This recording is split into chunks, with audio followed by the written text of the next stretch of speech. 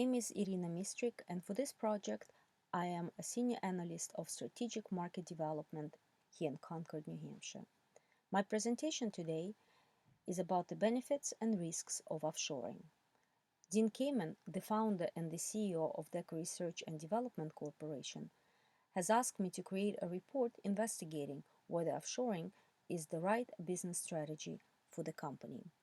But before looking at the global trends of offshoring and associated with it risks and benefits, it is imperative to quickly look at the DECA's profile to better understand where it stands in the global market.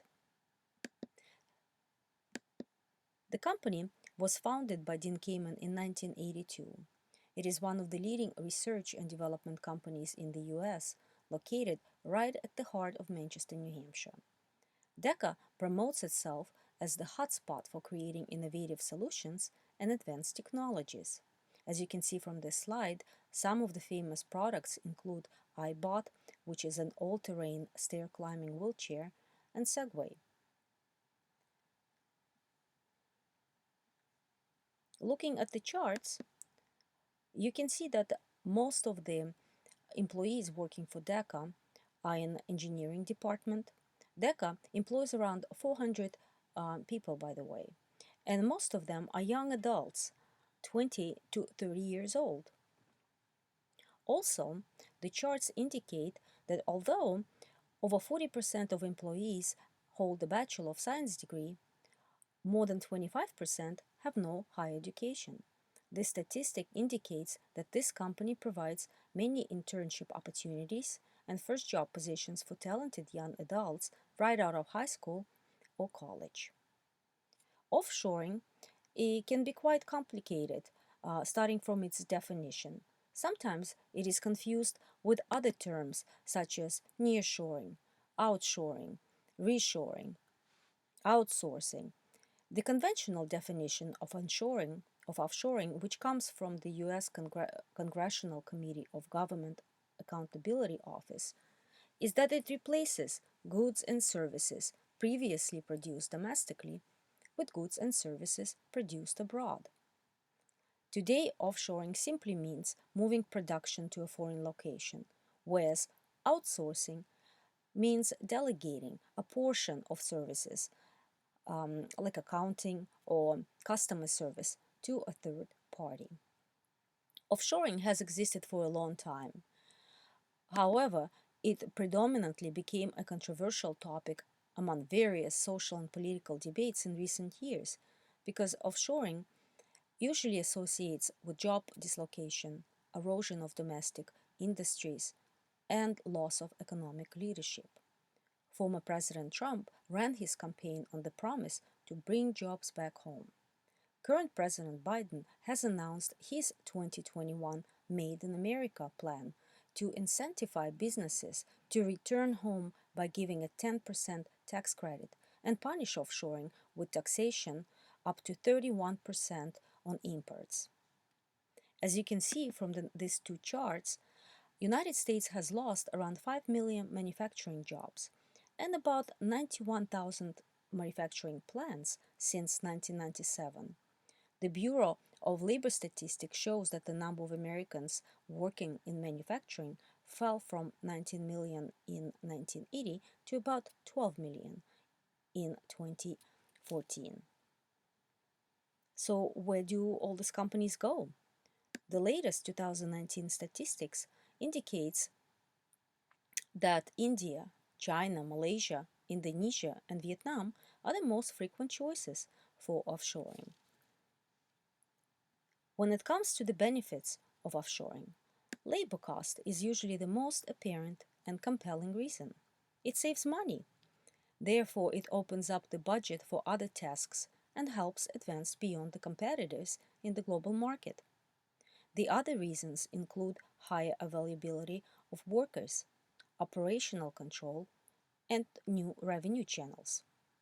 Sometimes offshoring is the only solution to avoid bankruptcy. For example, in 2020, Brook Brothers shut down 3 of its factories and relocated overseas, and Bed Bath & Beyond has displaced over 280 US workers and moved some of its production to Philippines.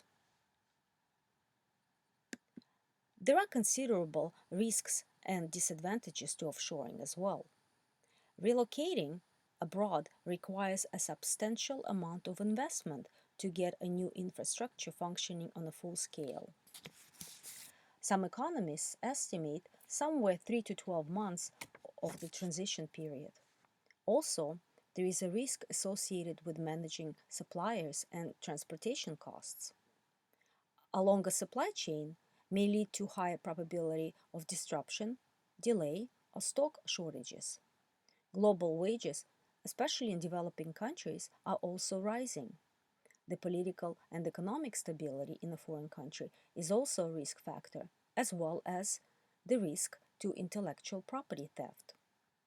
Finally, there is a growing negative public sentiment against offshoring and the proposed taxations, which I have mentioned previously.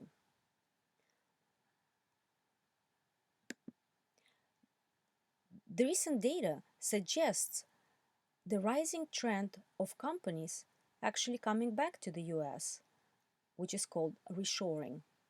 The 2020 Reshoring Initiative report shows that the job growth from returning businesses and foreign direct investment into the US economy has been on the upward trend from 2020. Who are these companies?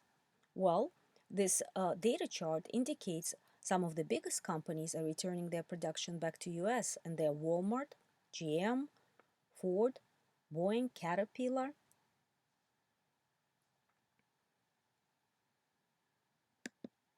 This data corroborates with the report from the Reshoring Initiative. The survey of companies coming back suggests that the benefits of coming back are proximity to customers, government incentives, highly skilled workers in the US, and companies' image. In case you're wondering, why am I talking about the companies who are coming back to US?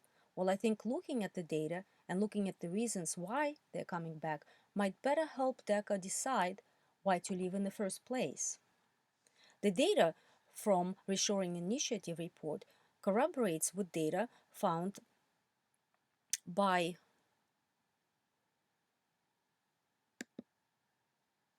sorry, by the IBM Institute of Business Research done in 2020. And the survey of companies questions indicate that the COVID-19 pandemic and trade tensions have changed the priorities of many CEOs towards customer engagement, risk management, supply chain resiliency, data security, and environmental sustainability. Considering the risks associated with uncertainties in the global economy, exacerbated by trade tensions, domestic taxation proposals, and lingering effects of the COVID-19 pandemic, DECA should keep its production in the US. Consolidation of operations domestically will allow DECA for effective customer engagement, robust risk management of the supply chain and intellectual property, and production quality. To successfully sustain the company's resiliency and perseverance, DECA needs to increase capital domestic investment into digital technologies and automation, into research and development, into STEM programs in schools. STEM stands for science, technology, engineering, and math, by the way. DECA also should be supporting local businesses and trying to attract foreign direct investment back into the US. Thank you. This was my report done for DECA presenting risks and benefits associated with offshoring.